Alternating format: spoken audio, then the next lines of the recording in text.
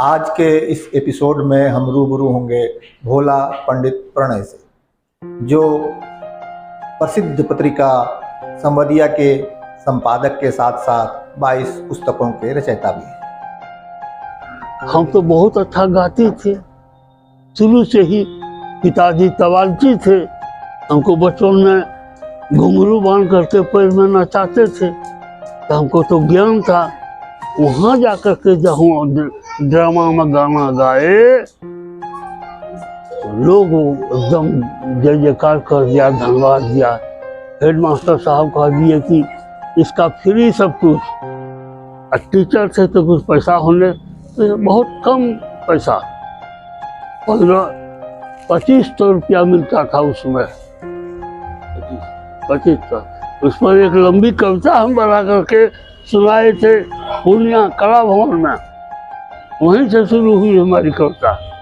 बाजार में नेतागिरी भी करते थे, नेता लोगों के साथ में तस्लीम बाबू, अहम जनाजी खूब रहते थे साथ साथ। जब एमएलए हो गए तो हम तो वहाँ भी चले जाते थे, वहीं रहते थे पटना। फणीश्वरनाथ रेणु के बाद की पंक्ति के लेखकों में भोला पंडित प्रणय का एक अपना अलग मुकाम है। तो पेश है भोला पंडित प्रणय की कहानी उन्हीं की जुबानी।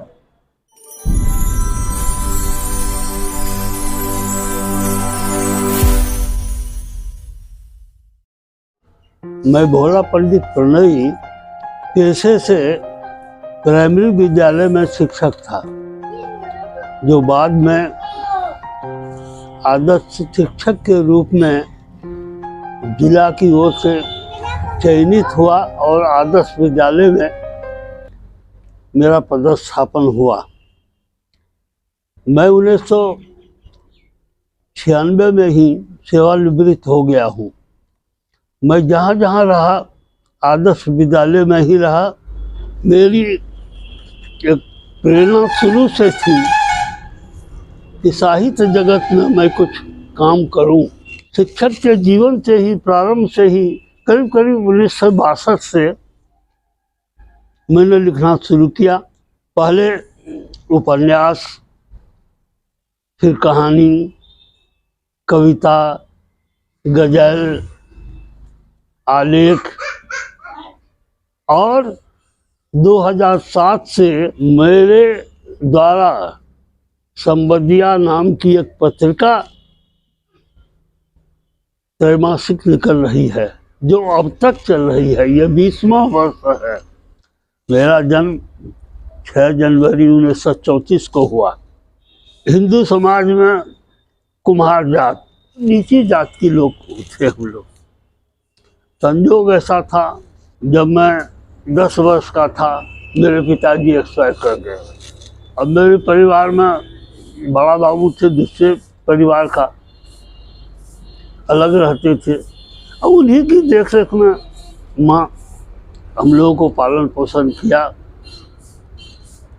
एक गांव में प्राइमरी विद्यालय था, उसी विद्यालय में पढ़े। वहाँ से निकलने के बाद आगे बढ़े। पिताजी मरने जिस साल मरे थे, उसी साल मेरी शादी करवा दी। कहा कि हम बचेंगे नहीं। 13-14 साल की अवस्था में मेरी शादी भी हो गई। लेकिन हमारी पढ़ाई पर कोई असर नहीं पड़ा। माँ, पिताजी जब तक रहे तब तक हमारी कंधे पर ढो करके विद्यालय ले जाते थे पिताजी। रास्ते में पानी था तो वहाँ कंधे पर लेकर के 2-3 किलोमीटर दूर पर स्कूल था, वहाँ ले जाते थे पिताजी और पढ़ा के लाते थे। बीच में जंगल था और घना जंगल था, बाघ, भेड़िया, हर तरह के जानवर होते थे। उससे डरते थे कि कहीं बेटा को कहीं जानवर न पकड़ ले। तो इस तरह से जब मैं 5 क्लास पास कर गया, उसी समय 1947 में हमारा मुल्क आज़ाद हुआ। हम लोग उसमें भाग लिए विद्यार्थी के रूप में।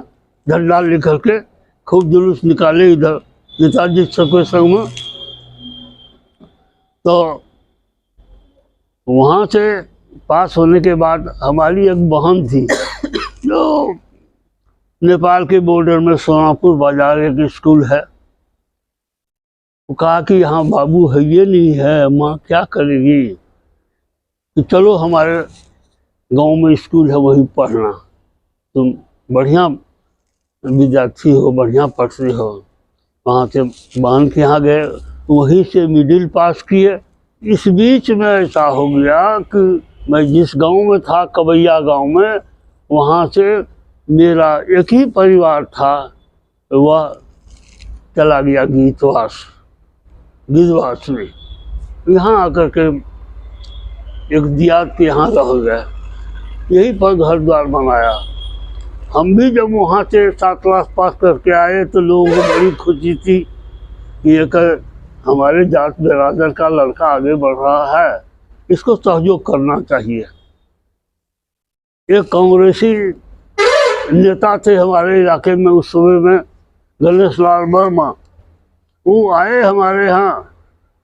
तो जो हमारा जात का जो लोग था सब आकर कहा कि हे ये लड़का देखिए 7 क्लास मिडिल पास कर गया है, मिडिल पास कर गया है, गरीब है, कुछ नहीं है, तो माँ है, क्या करेगा नहीं करेगा, जैसा मदद कर दीजिए। ताकि अभी हम तुम्हारा नाम लिखा देते हैं। तो रानीगंज हाई स्कूल जो है, लालजी उच्च विद्यालय, उसी में उन्हीं के चिट्ठी लिखने पर मेरा एडमिशन वहाँ दूसरे दिन हो गया। लेकिन अब गीतवास से रानीगंज की दूरी 5 किलोमीटर 6 किलोमीटर, रोज जाना आना दिक्कत है। सरस्वती पूजा होती थी स्कूल में, वहाँ ड्रामा हुआ, विद्यार्थियों की ओर से, शिक्षकों की ओर से ड्रामा खेला गया। उस ड्रामा में हम तो बहुत अच्छा गाते थे, शुरू से ही पिताजी तवालची थे, हमको बचपन में घुंघरू बांध करके पैर में नचाते थे, तो हमको तो ज्ञान था। वहाँ जाकर के जब हम ड्रामा में गाना गाए, लोग एकदम जय जयकार कर दिया, धन्यवाद दिया। हेडमास्टर साहब कह दिए कि इसका फ्री सब कुछ। हॉस्टल सुप्रिटेंडेंट का जो स्कूल का मंत्री था, वो कह दिया कि इसका छात्रावास का सब्सिडी शुल्क सब चीज फ्री। कितना कह दिया कि इसकी किताब का खर्चा हम देंगे, कोई कह दिया कि इसको कपड़ा लत्ता का व्यवस्था हम कर देंगे। बोले वही वर्मा जी वहाँ अनाउंस कर दिए कि ये गरीब लड़का है और इसको आप लोग सहयोग कीजिए। 1954 में वहीं से हम मैट्रिक पास किए। इस बीच हमारा जो कल्चरल प्रोग्राम था, नाच नृत्य संगीत का, वह खूब आगे बढ़ गया। लोग बाहर से स्वागत गाने के लिए बुला लेते थे, ब्याह शादी में कोई महफिल में बुला लेते थे, जहाँ ड्रामा होता था वहाँ बुला लेते थे, हमको पैसा देते थे। एक बार वहीं से विद्यार्थी जीवन में रानीगंज से पूर्णिया से पश्चिम है परोरा, वहाँ दरोगा चौधरी नाम का एक नेता हुआ करते थे। उनको मालूम वहाँ ड्रामा हो रहा था, यहाँ से हमको बाइक पर लेकर चला गया वहाँ और उसमें भाग लिए। वहाँ गोल्ड मेडल मिला हमको। 54 में हाथ पास करने के बाद हमको एक साथी लेकर चला गया कि कॉलेज में पढ़ने का तो इसका औकात है नहीं जो पढ़ेगा। तो टीचर्स ट्रेनिंग स्कूल टिकापट्टी में वो टीचर का ट्रेनिंग ले रहा था, पड़ोसी गांव का। तो वही कहा कि तुम चलो वहाँ, हम तुम्हारा एडमिशन करवा देना। वहाँ गए, वहाँ इंटरव्यू हुआ, प्रिंसिपल हमसे इंटरव्यू लिए कि सब सीट तो भर गया है, 1-8 सीट है, तुम में क्या गुण है जो तुमको हम एडमिशन लेंगे, ऐसे पूछते थे। कहूँगा हम तो गाते उठते हैं, तो गाओ। हमें कहा कि गाना ऐसे सुनिएगा, सुना देते हैं, लेकिन साज बाज रहेगा तो थोड़ा अच्छा रहेगा। अच्छा साज बाज बजाते हो? हमने जी ठीक है, शाम में तुम्हारा साज बाज के साथ गाना सुनेंगे और तब तुम्हारा फैसला होगा कि नहीं होगा। शाम में सांस्कृतिक गोष्ठी होती थी, छात्रावास में 200 विद्यार्थी रहते थे। उस सब में से हमारा एकदम अमल निकल गया। वही कह दिया कि जाओ तुम्हारा सब चीज फ्री, तुम रहो, तुम गरीब विद्यार्थी है, उसका हम लोग मदद करेंगे। वही 2 साल रहे, टीचर्स ट्रेनिंग पास किए और इसके बाद टीचर में हो गया अपॉइंटमेंट। वो हो गया पूर्णिया से पश्चिम जो ब्लॉक है, उसी ब्लॉक में मोगलाहा प्रसादपुर नाम है प्राइमरी विद्यालय, उसमें मेरा अपॉइंटमेंट हुआ।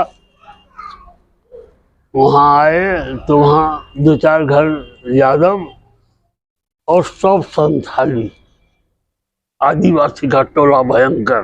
मन नहीं लगता था, लेकिन मन लगाए हम तो टीचर थे, लगाए। घूम घूम करके आदिवासी टोले में बच्चा सबको लाने लगे, पढ़ाने लगे। बड़ा सुनाम हुआ वहाँ कि आदिवासी को चील का जो उजरती हरता खूब बोलना शुरू कर दिए। हम संथाली भाषा बोलना शुरू कर दिए।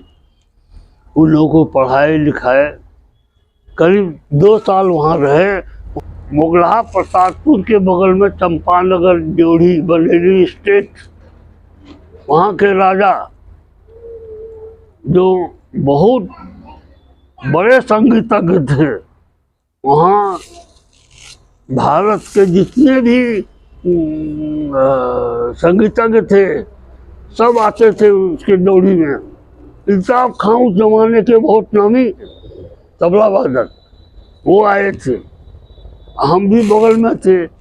एक बार अष्टजाम में हमारी आवाज़ सुन करके कुमार साहब बुलवाया हमको, तो हमने कहा कि हम तो टीचर हैं बगल में, तो मंगलवार को आप आइए हमारे यहाँ, सत्संग उत्संग होता है, कीर्तन भजन होता है। तो हम गए तो उनसे भी इतना प्रेम हो गया कि वो कहे कि नहीं यहीं रहिए, ड्योढ़ी में रहिए।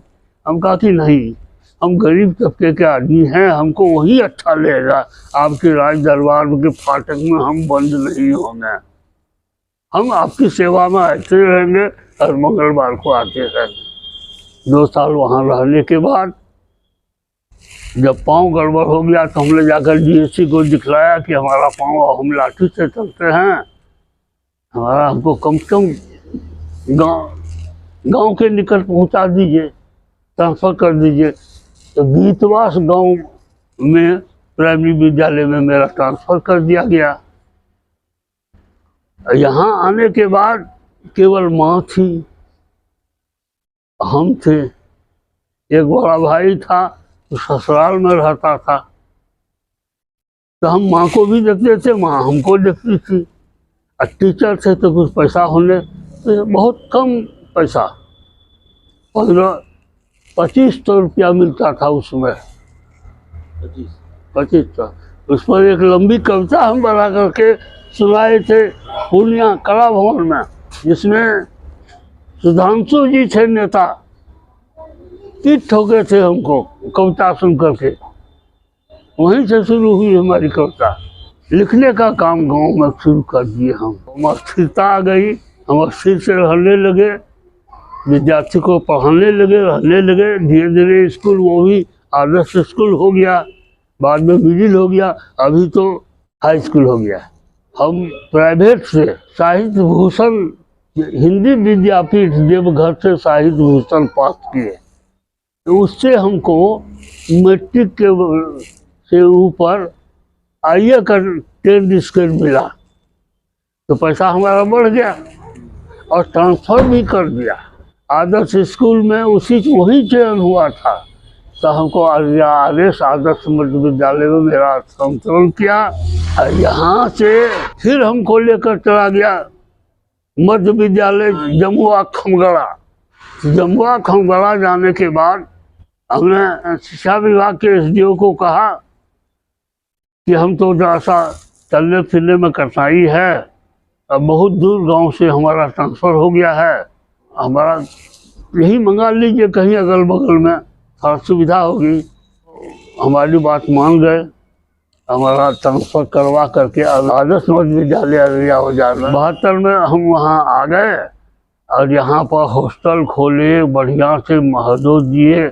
बाजार में नेतागिरी भी करते थे, नेता लोगों के साथ में तस्लीम बाबू, अहम जनाजी खूब रहते थे साथ साथ। जब एमएलए हो गए तो हम तो वहाँ भी चले जाते थे, वही रहते थे पटना।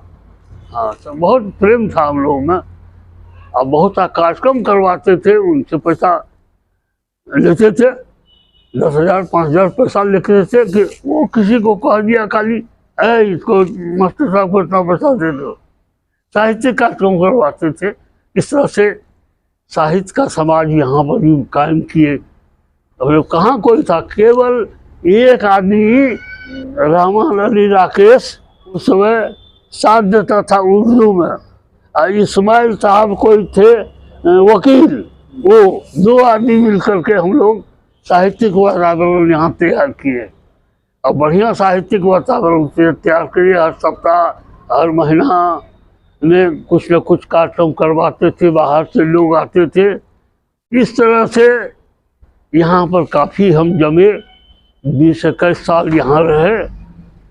तब हम अंतिम में जब 15 वर्ष 2 साल बाकी था, हमारा ट्रांसफ़र कर दिया नरपतगंज कोई बंद विद्यालय खोलने में। एक डीएम आए, हमारा ट्रांसफ़र कर दिया कि उसे इतना दिन हो गया एक विद्यालय में क्यों रहेगा। हमने कहा कि देखिए हम रिटायर होने वाले हैं और हम आदर्श टीचर हैं, आदर्श स्कूल में ही मेरा ट्रांसफ़र होगा। आप गलत आदेश करते हैं, मैं आपके आदेश का पालन नहीं करूँगा। हम उसके ज्वाइनिंग नहीं किए, वहाँ सीधे हाई कोर्ट चले गए। हाई कोर्ट जा कर के फाइल किए, तब इनको 2 बार 4 बार बुलाया गया वहाँ, और तब वहाँ डिसीजन हुआ कि इनको घर के निकट जो विद्यालय है उसमें दे दीजिए। तो वही घर के बगल में खरहट बरमोतरा एक गांव है, उसी मध्य विद्यालय में मेरा ट्रांसफ़र हुआ। वहीं से हम रिटायर किए। साहित्य की सेवा करने के लिए पोता को लेकर के, छोटे का बड़ा लड़का है उसको लेकर के हम यहाँ आए और यहाँ अलग लगा रहे हैं साहित्य का। ऊपर वाले को ध्यान करते हैं शाम सवेरे। शब्द यह जो अर्थ से हारने लगे तो पहले उसको अपने मानस में उतारो। सहज है सुख में सदा ही गीत गाना, लीन की धुन विषधरों को भी सुन बुलाना। तुम विजय पथ पर निकलना चाहते तो दंभ के चढ़ते नशा मन को उतारो। साधना का रथ रुके ना एक क्षण, यातना के से थक न जाए सजग मन। यदि चाहते रसवंत तेरा गीत हो तो ला ताल सुर की आरती हल पर उतारो। सबकी नजर बचा के भागता रहा सदा, पूछी न खैरियत मेरी इंतजारियां कभी। मेरे लिए बजी नहीं सहनाइयां कभी। ताउम्र सीढ़ियों को रौंदता चला गया, अफसोस क्यों मिली नहीं ऊंचाइयां कभी। अरसे से परेशान हूँ उसकी दीद के लिए, दामन न छोड़ती मेरी दुश्वारियां कभी मेरे लिए बजी नहीं, सहनाइयां कभी। हर समय का अपना अपना मूल्यांकन होता है। इस वर्तमान समय में आप लोगों ने जो एक अनुसंधान करने की खोज की कर रहे हैं, आज के युवा वर्ग को जो आगे बढ़ाने के लिए एक प्रयास चल रहा है, उसको आईना दिखाने के लिए आप लोगों का यह प्रयास बहुत उत्साहवर्धक है, बहुत सुंदर है। आप लोगों के प्रयास से यहाँ के युवा वर्ग आगे बढ़ेंगे, यही था।